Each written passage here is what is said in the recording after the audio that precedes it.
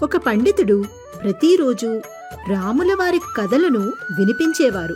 అక్కడ జనాలు చాలా ఇష్టంగా వచ్చి ఆ కథలను వినేవారు. పండితుల వారికి ఒక నియమం ఉన్నది. ప్రతిరోజు కథ మొదలుపెట్టే ముందు ఇలా అనేవారు: హనుమంతుల వారు రండి, ఆసీనులు కండి అని హనుమంతుల వారిని పిలిచేవారు. ఆ తరువాత 1 గంట దాకా రాముల వారి కథలను చెప్పేవారు. అక్కడికొక వకీలు సాబు ప్రతిరోజు కథలు వినటానికి వచ్చేవారు. ఒకరోజు ఆయనకొక సందేహం కలిగింది. ప్రతిరోజు పండితుల వారు హనుమంతుల్ని ఆసీనులు కండిని పిలిచేవారు. నిజంగా హనుమంతుల వారు వస్తున్నారా? అందుకే పండితుల వారిని ఆయన ఇలా అడిగారు: మహారాజా, మీ కథలు నాకు చాలా బాగా నచ్చుతాయి, కానీ నిజంగా హనుమంతుల వారు వచ్చి ఆ ఆసనం మీద కూర్చుంటారా? అప్పుడు పండితుల వారు: నాకు నిజంగా విశ్వాసం ఉంది. ఎప్పుడైతే రాముల వారి కథలను చెప్తామో హనుమంతుల వారు తప్పకుండా వచ్చి ఆసీనులవుతారని. మహారాజ్, నేనొక వకీలును. సాక్ష్యం లేకుండా ఏదీ నమ్మను. నాకేదో ఒక సాక్ష్యం కావాలి దీన్ని నిరూపించటానికి. మీరు నిరూపించాల్సి ఉంటాది. ప్రతిరోజు హనుమంతుల వారు రాముల వారి కథను వినటానికి వస్తున్నారని. పండితుల వారు వకీలు సాబుకి ఎంతగానో నచ్చ చెప్పారు. భక్తి ప్రేమలకు సాక్ష్యాలు ఉండవు. ఇది భక్తి మరియు భగవంతుని మధ్య ఉన్న ప్రేమ. మీకిష్టం లేకపోతే నేనిక్కడ కథలు చెప్పడం మానేస్తాను. లేకపోతే ఈ కథలు నచ్చకపోతే మీరు ఇక్కడికి రావటం కూడా మానేయొచ్చు. పండితుల వారు ఇంతగా చెప్పినా సరే వకీలు గారు ఒప్పుకోలేదు. చూడండి, మీరు ఇన్నాళ్లుగా అబద్ధం చెప్తూ జనాల్ని మోసం చేస్తున్నారు. ఇప్పుడు మీ మాటల్ని మీరు నిరూపించుకోవాల్సి వస్తుంది. పండితుల వారు మరియు వకీలు గారి మధ్య వాదోపవాదనం జరుగుతూనే ఉంది. పండితుల వారు వకీలు గారిని ఒప్పించే ప్రయత్నం చాలానే చేశారు. కానీ ఆ వకీలు గారు వకీలే, సాక్ష్యాలకి దాసులు వారు, ఇంకా వాదనలో ధీటు. తన ప్రయత్నమంతా విఫలమయ్యి పండితుల వారు వకీలు గారితో ఇలా అన్నారు: ఈ రోజు కథ అయితే సమాప్తమైంది. హనుమంతుల వారు ఇక్కడి నుండి వెళ్లిపోయి ఉంటారు. కానీ రేపటి కథలో నేను నిరూపిస్తాను హనుమంతుల వారు ఇక్కడకు వస్తున్నారని, వచ్చి నా రామకథను వింటున్నారని. ఇక మీ తృప్తి కోసం ఆ ఆసనాన్ని మీ వెంట తీసుకెళ్ళండి. మరియు రేపు కథ ప్రారంభానికి ముందే మీరు ఆసనాన్ని ఇక్కడికి తీసుకురండి. వకీలు గారు సులభంగానే ఒప్పుకొని ఇలా అన్నారు: రేపు మీరు ఆ విషయాన్ని నిరూపించలేకపోతే అని. అప్పుడు పండితుల వారు: మీరు ఏం చెప్తే అది నాకు సమ్మతమే అన్నారు. సరే, అయితే మీరు నిరూపించలేకపోతే మీరు ఈ పాండిత్యాన్ని వదిలి మా ఇంట్లో పని చేయాల్సి ఉంటాది. అయితే సరే, కానీ నిరూపించినట్లయితే నేను ఇలాంటివి చాలానే చూశాను, ఇవేవి నిరూపణ అవ్వవు అని అన్నారు వకీలు గారు. కాని ఇలా అయితే అవ్వదుగా, మీరు రాత్రికి మూటాముల్లా సర్దుకొని పారిపోవటం. కానీ నేనడిగిన దానికి మీరింకా జవాబు చెప్పలేదు. ఒకవేళ నేను నిరూపించినట్లయితే నేను వకీలు వృత్తి వదిలి మీ ఇంట్లో పని చేస్తాను, సరేనా? లేదు, అలాంటిదేమొద్దు. కానీ నాకు ప్రమాణం చేయాల్సి ఉంటాది. ఎటువంటి పరిస్థితుల్లోని ఇలాంటి భక్తిపూర్వకమైన సందేశాల్ని ప్రశ్నించనని. ఈ సంభాషణంతా ఆ చుట్టూ ఉన్న జనాలు చూస్తూ ఉండిపోయారు. అలా చూస్తూనే ఆ మాట ఊరంతా వ్యాపించింది. ఈ ఒక్క సంఘటనతో పండితుల వారిని ఎంతో భక్తితో చూసేవారంతా సందేహించటం మొదలుపెట్టారు. వారందరి మనసులో సందేహం అనే విత్తనం మొలకెత్తింది. ఈ పండితుల వారు మన్ని మోసం చెయ్యట్లేదు కదా అని. పండితుల వారి ఇల్లు కొంచెం దూరంలోనే ఉంది. ప్రతిరోజు ఎంతో సునాయసంగా నడిచి వెళ్లే ఆ దారి ఆ రోజు చాలా కఠినంగా దూరంగా అనిపించింది పండితుల వారికి. అందుకే పండితుల వారు ఒక ఆటో రిక్షాని ఆపి దానిలో ఇంటికి చేరారు. ఇంతవరకు ఆయనకు ఉన్న విశ్వాసం ఒక్కసారిగా తడబడింది. పండితుల వారు రాముడి కథలు వినిపించడం చాలా ఏళ్ల నుండి చేస్తున్నారు. కానీ ఇటువంటి పరిస్థితి జీవితంలో మొదటిసారి వచ్చింది ఆయనకి. ఇలా ఎవరో ఆయన భక్తిని ఉపదేశాలని సందేహించడం. ఆయన ఆ రోజు భోజనం కూడా సరిగ్గా చెయ్యలేకపోయారు. అలా పడుకుని ఆలోచిస్తూ నిద్దట్లోకి జారుకున్నారు. ఆయనకి స్వప్నంలో ఇలా అనిపించింది: రాముల వారు ఆయన్ని ఆశీర్వదిస్తున్నట్టు. ఇంకేమన్నా వినాలనుకునే లోపలే ఆయనకు మెలకువ వచ్చింది. పండితుల వారికి తెలుసు, కలలో దైవదర్శనం శుభసూచకమని. అతని మనసులో ఉన్న సందేహాలన్నీ శాంతించాయి. పండితుల వారు ఎంతో విశ్వాసంతో నడకతోనే ఆ ప్రాంగణం చేరారు. అక్కడ రోజూ కన్నా ఎంతో ఎక్కువ మంది జనాలు వచ్చారు. ఎవరైతే రోజు కథలు వినటానికి రారో వాళ్లు కూడా సందేహంతో ఆ రోజు వచ్చారు. కాసేపట్లో కారులో నుండి వకీలు గారు దిగారు. ఆయన చేతిలో ఆసనం ఉంది. పండితుల వారు వకీలుతో ఇలా అన్నారు: నేను ఈ ఆసనాన్ని మీ తృప్తి కోసం మీతో పాటు పంపాను. ఈ ఆసనాన్ని నా చేతికివ్వండి. పండితుల వారు హనుమంతుని కోసం ఆసనం వేశారు. మీరు ఈ ఆసనానికి కొంచెం దూరంలో కూర్చోండి. నేను కథను మొదలుపెట్టే ముందు హనుమంతుల వారిని పిలిచి ఆ తర్వాత కథను ప్రారంభిస్తాను. నా ధ్యాసంతా కథ మీదే లగ్నమై ఉంటాది. కానీ మీ దగ్గరలో హనుమంతుల వారు కూర్చునుంటారు. మీరు ఆ ఆసనాన్ని మీదకెత్తే ప్రయత్నం చెయ్యండి. కథ చెప్తున్నంతసేపు మీరు ఆ ఆసనాన్ని కదపగలిగితే మీరు నిర్ధారణ చేసుకోండి ఇక్కడ హనుమంతుల వారు రాలేదని. పండితుల వారు హనుమంతుణ్ణి ప్రార్థించి ఇలా పిలిచారు. హనుమంతుల వారు దయచేసి రండి, ఇక్కడ ఆసీనులు కండి. ఇవాళ నా గెలుపు ఓటమి సమస్య కాదు. ఈ రోజు కేవలం నా ప్రభువు శ్రీరాముని ప్రమాణమే కాదు, ఆయన పట్ల మాకున్న భక్తి శ్రద్ధలపై ఉన్న ప్రశ్న. ప్రభు, నా నమ్మకాన్ని నిలబెట్టు. పండితుల వారు ఎంతో ప్రేమతో ఆ రోజు కథని మొదలుపెట్టారు. ఈ రోజు అక్కడున్న వాళ్ల ధ్యాసంతా కథ మీద కాకుండా వకీలు సారు మీదే ఉంది. అప్పుడే వకీలు గారు ఎంతో నమ్మకంతో ఆసనం దగ్గరికి చెయ్యి పెట్టారు. కాని ఏమవుతుందో తెలియదు గాని ఆయన చెయ్యి ఆసనం దగ్గరికి చేరటం కూడా లేదు. వకీలు గారికి ఏమనిపించిందంటే ఆ ఆసనం నలువైపులా ఏదో అదృశ్య శక్తి ఉన్నట్టు అనిపించింది. ఆయన 2-3 సార్లు ఆసనం దగ్గర చెయ్యి పెట్టడానికి ప్రయత్నించారు. కానీ ఆయన ప్రయత్నం సఫలమవ్వలేదు. వకీలు గారెప్పుడూ ఓడిపోవడం ఎరుగరు. అందుకే వకీలు గారు నిలబడి ప్రయత్నించారు. కాని ఏమైందో తెలియదు గాని ఆయనకి గట్టిగా దెబ్బతాకినట్టయింది. ఆయన కిందపడి మూర్ఛపోయారు. కథ పూర్తి అవడంతోనే వకీలు గారికి తెలివొచ్చింది. వకీలు గారు లేచి పండితుల వారి పాదాల మీద పడ్డారు. ఆసనం కదపడం సంగతి అటుండనివ్వండి, నేను దాన్ని తాకను కూడా తాకలేకపోయాను. ఏదో అదృశ్య శక్తి ఆ ఆసనం మీద తప్పకుండా ఉంది. నేను మీ భక్తిని సందేహించాను, నన్ను క్షమించండి. నేను నా చదువు తెలివి గురించి ఎంతగానో గర్వపడేవాడిని. మీరు అబద్ధం చెప్తున్నారని చూపించటానికి మాత్రమే మీ కథలు వినటానికి వచ్చేవాడిని. భక్తి భావాలసలు నాకు లేనే లేవు. ఇవాళ నా ఓటమిని ఒప్పుకుంటాను. వారి భక్తిని పరీక్షించే ప్రయత్నం అస్సలు చెయ్యను. ఈ సంఘటన తరువాత వకీలు గారు ప్రతిరోజు పండితుల వారి కథలు వినటానికి భక్తితో వచ్చేవారు. అనగనగా ఒక ఊరిలో శ్రీరాముడి పరమభక్తుడైన శుభంకర్ అనే వ్యక్తి ఉండేవాడు. రేయింబవళ్ళు రామనామాన్ని జపించేవాడు. రామాయణ పఠనం చేస్తూ రాముని సేవలోనే జీవించేవాడు. స్వచ్ఛమైన మనసు కలవాడు, ఆదర్శవంతుడు. ఎక్కడికి వెళ్ళినా రామమందిరంలోనే నివసించేవాడు. అక్కడ రామాయణ కథను చెప్పేవాడు. అక్కడ ఎవరు ఉన్నా లేకున్నా సరే. ఒకసారి అతడు నారాయణపూర్ అనే ఊరికి వెళ్ళాడు. అక్కడ రామమందిరంలోనే ఉందామని అనుకున్నాడు.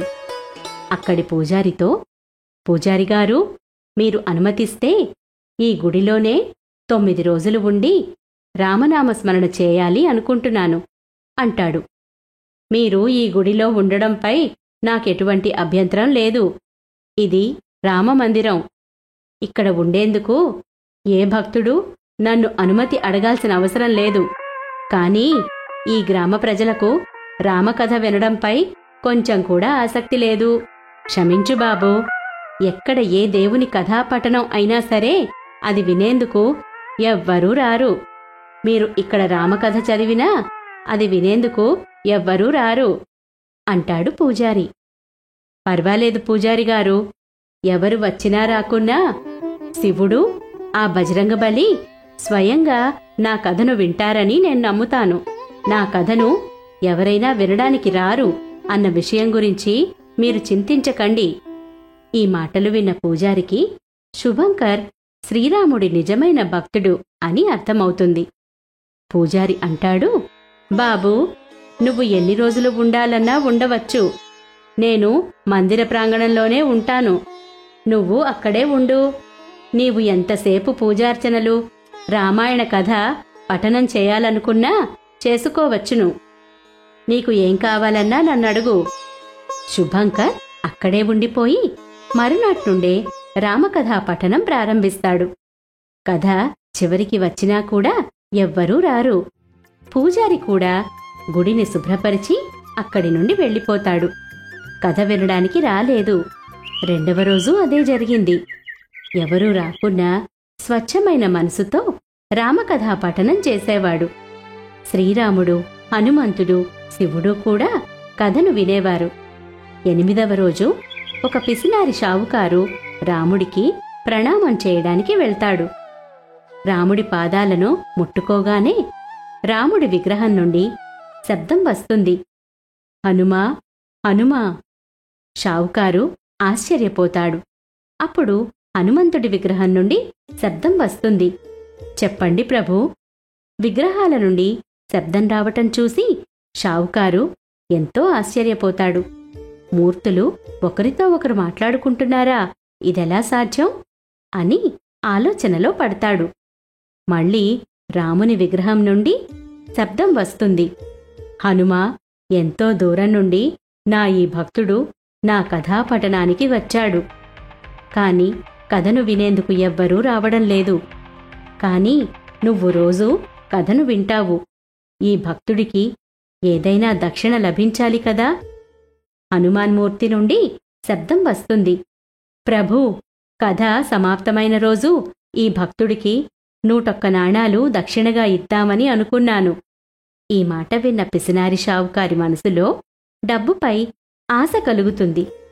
అతడు, ఒకవేళ నేను ఈ కథావాచకుడికి 50 నాణాలిచ్చి 101 నాణాలు తీసుకుంటే నాకు 51 నాణాల లాభం ఉంటుంది.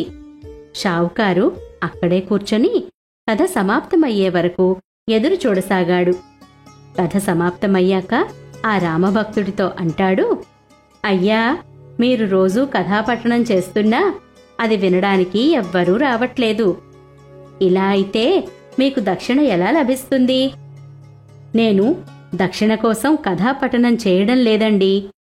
నేను నా ప్రభువు శ్రీరాముని కోసం చేస్తున్నాను. నా మనసుకు అపారమైన శాంతి, తృప్తి లభిస్తాయి. ఏ దక్షిణ వాటికి సాటి రాదు అంటాడు శుభంకర్. అది మీ గొప్పతనం. సరే, అలాగైతే దక్షిణ స్వరూపంగా 50 నాణాలిస్తాను. దాని బదులు మీకు ఎంత దక్షిణ లభిస్తుందో అది మీరు నాకివ్వండి అంటాడు షావుకారు. అలాగే షావుకారు గారు, నాకు లభించిన దక్షిణను మీరే తీసుకోండి. షావుకారు అక్కడి నుండి వెళ్ళిపోయి 9వ రోజు తిరిగి వస్తాడు. కథ వింటూ ఉన్నాడు. కాని అతడు మాత్రం ఎవరైనా దక్షిణ రూపంలో నాణాలిస్తారని ఎదురు చూడసాగాడు. కథ సమాప్తమైనా ఎవ్వరూ దక్షిణ ఇవ్వలేదు. శుభంకర్ కథ సమాప్తమయ్యాక బయలుదేరేందుకు సామాన్లు సర్దుకోవడం ప్రారంభించాడు. షావుకారంటాడు, బాబూ, మీకు లభించిన దక్షిణను నాకివ్వండి. నాకు దక్షిణ లభించలేదు షావుకారు గారు. అయితే నేను మీకిచ్చిన 50 నాణాలను తిరిగి ఇచ్చేయండి. కాని షావుకారు గారు, ఆ నాణాలతో సామాన్లు కొని దేవుడికి ప్రసాదం పెట్టి గ్రామ ప్రజలకు పంచేశానే. ఇప్పుడు నా దగ్గర డబ్బుల్లేవు. కాని నేను కథాపఠనం చేసే దగ్గర కొన్ని నాణాలున్నాయి. మీరు వాటిని తీసుకోండి అని శుభంకర్ అక్కడి నుండి వెళ్ళిపోయాడు. షావుకారు అక్కడికి వెళ్లి చూస్తే కేవలం 11 రూపాయలే ఉంటాయి. షావుకారు ఆశ్చర్యపోయి దేవుడి మూర్తుల వద్దకు వెళ్లి అంటాడు, కథ సమాప్తమయ్యాక మీరు అతడికి 101 నాణాలను ఇస్తానన్నారు. కాని మీరు ఏమీ ఇవ్వలేదు. మీ వల్ల నా 50 నాణాలు కూడా పోయాయి. షావుకారు ఎంతో బాధపడతాడు. 50 నాణాలు పోగొట్టుకున్న ఆవేశంలో మాట్లాడి కోపంలో హనుమంతుడి మూర్తిని కాలితో తంతాడు.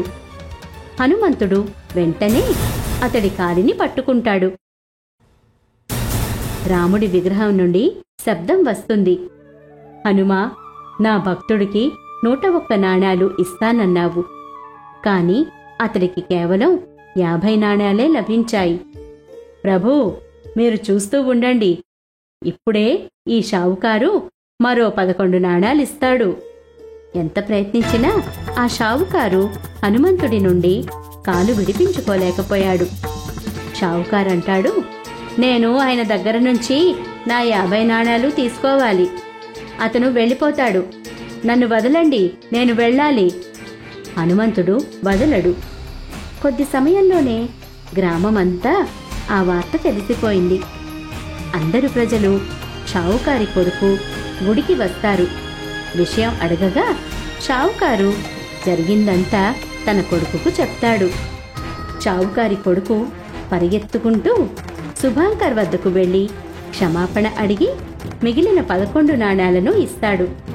హనుమంతుడు షావుకారి కాలిని వదిలేస్తారు. షావుకారికి తన తప్పు అర్థమైంది. హనుమంతుడిని క్షమాపణ అడిగి మళ్ళీ ఇటువంటి పని చేయను అంటాడు. గ్రామ ప్రజలందరిలోనూ శ్రీరాముడిపై భక్తి భావనలు కలిగాయి. ఆ తర్వాత రామకథా పఠనం ఎక్కడ జరిగినా గ్రామ ప్రజలందరూ వెళ్ళేవారు.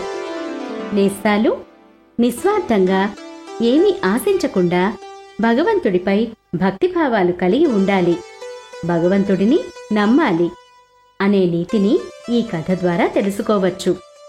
అప్పుడు మన అవసరాలన్నీ ఆయనే సమకూరుస్తారు.